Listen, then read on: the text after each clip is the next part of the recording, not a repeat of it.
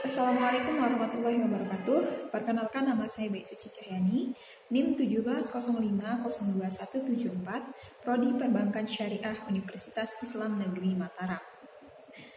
Setelah kali ini saya akan mempresentasikan proposal penelitian saya dalam mata kuliah seminar perbankan oleh dosen pembimbing Ibu Nur Awal Nisa ME. Langsung saja, jadi judul penelitian yang akan saya presentasikan kali ini adalah peran BMT dalam mengembangkan usaha mikro kecil dan menengah UMKM masyarakat Peringgarata. Studi kasus di BMT Assoc Peringgarata, Kabupaten Lombok Tengah. Baiklah, langsung saja. Untuk latar belakang penelitian ini adalah bagaimana kita tahu bahwa BMT ini merupakan salah satu lembaga keuangan mikro yang berbasis syariah yang sangat ditekankan untuk memajukan usaha-usaha ekonomi masyarakat, terutama masyarakat dengan ekonomi menengah ke bawah. BMT ini juga merupakan salah satu upaya masyarakat untuk mengentaskan kemiskinan dengan pemberdayaan dan pengembangan UMKM. Salah satunya juga BMT Assoc Peringgarata ini. Namun ternyata masih banyak pengusaha-usaha mikro ini yang mengeluhkan mengenai permasalahan-permasalahan seperti permasalahan kurangnya modal, SDM, dan kualitas SDM itu sendiri. Sehingga hal-hal tersebutlah yang menghambat perkembangan usaha mikro mereka. Oleh karenanya, BMT ini hadir untuk menjadi solusi bagi pengembangan UMKM ini. Oleh karena itu, peneliti tertarik untuk mengangkat judul penelitian ini, yaitu mengenai peran BMT dalam mengembangkan usaha mikro kecil dan menengah UMKM masyarakat Peringgarata, studi kasus di BMT Assoc Peringgarata, Kabupaten Lombok Tengah. Kemudian untuk tujuan dan manfaat penelitian ini, yaitu yang pertama Tujuannya adalah tentunya untuk mendiskusikan bagaimana peran BMT Assoc ini dalam mengembangkan UMKM masyarakat Peringgarata.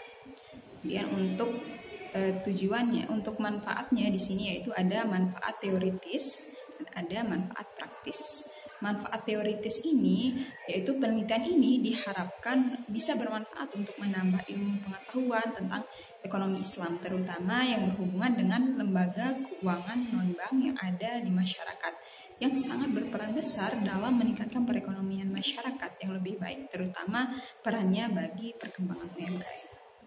Yang kedua yaitu manfaat praktisnya. Nah, manfaat praktis ini yaitu hasil penelitian ini diharapkan mampu memberikan sumber pemikiran bagi lembaga terkait, yaitu dalam hal ini BMT Assoc Peringgarata, dan juga bisa dijadikan sebagai acuan bagi mahasiswa yang akan melakukan penelitian selanjutnya terkait dengan peran BMT ini sendiri. Baiklah, kemudian untuk kerangka teorinya di sini yaitu pertama ada BMT.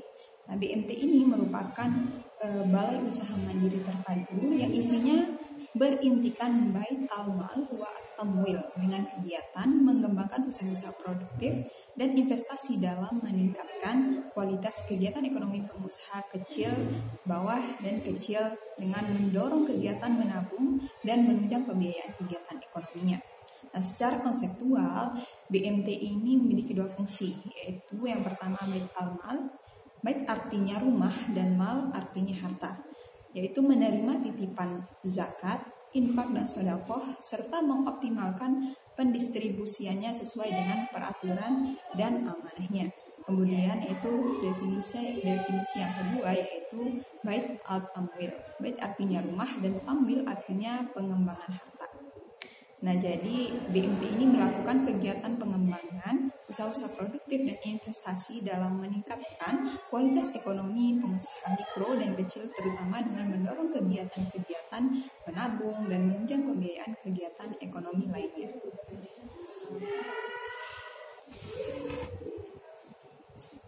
Kemudian yang kedua yaitu ada UMKM. UMKM ini merupakan istilah umum dalam hasanah ekonomi yang merujuk kepada usaha ekonomi produktif yang dimiliki perorangan maupun badan usaha sesuai kriteria-kriteria yang terdapat dalam Undang-Undang Nomor 20 Tahun 2008. Di kriteria untuk usaha mikro itu sendiri yaitu memiliki kekayaan bersih paling banyak 50 juta rupiah dan tidak termasuk tanah dan bangunan serta tempat usaha. Kemudian yang kedua, memiliki hasil penjualan tahunan itu paling banyak 300 juta rupiah. Kemudian untuk usaha kecil itu memiliki kriteria yang pertama itu memiliki kekayaan bersih lebih dari 50 juta rupiah sampai dengan paling banyak itu 500 juta rupiah. Tidak termasuk tanah dan bangunan tempat usaha. Kemudian kriteria yang kedua yaitu memiliki hasil penjualan tahunan itu lebih dari 300 juta rupiah sampai dengan paling banyak itu 2.500.000.000 rupiah. Kemudian untuk kriteria usaha menengah di sini yaitu yang pertama itu memiliki kekayaan bersih lebih dari 500 juta rupiah dan paling banyak yaitu 10 miliar rupiah, tidak termasuk tanah dan bangunan tempat usaha. Kemudian yang kedua yaitu memiliki hasil penjualan tahunan lebih dari 2.500.000.000 juta rupiah sampai dengan paling banyak yaitu 50 miliar rupiah. Kemudian untuk telaah pustaka yang dijadikan referensi dalam penelitian ini yaitu yang pertama skripsi tentang peran BMT Permata Hidayatullah dalam meningkatkan kualitas usaha mikro dan kecil studi pada anggota BMT Permata Hidayatullah di Palmotong, Lombok Timur. Penelitian ini dilakukan oleh Eli Husrifani dari Fakultas Syariah dan Ekonomi Islam UIN Mataram.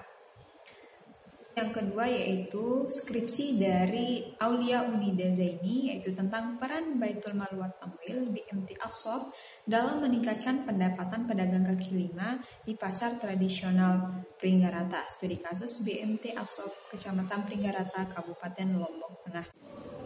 Kemudian untuk referensi yang ketiga yaitu skripsi dari Dita Ayudaningsi dengan judul Peran Koperasi Syariah dalam Mengembangkan UKM, Usaha Kecil Mikro, sebagai layanan pemberi modal kegiatan usaha, studi kasus pada 3 lembaga koperasi syariah di Kota Palembang.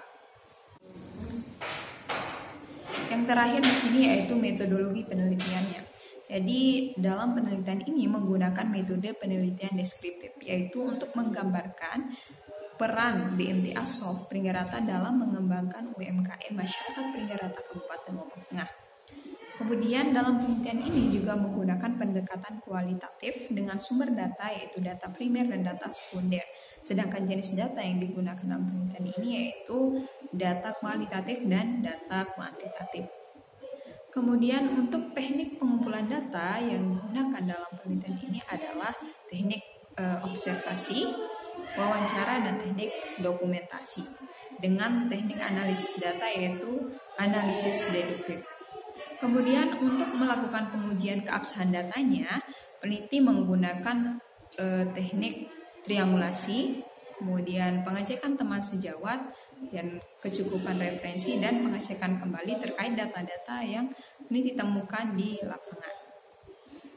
Mungkin sekian presentasi proposal penelitian dari saya, kurang lebihnya saya mohon maaf. Wabillahi taufiq wal hidayah. Wassalamualaikum warahmatullahi wabarakatuh.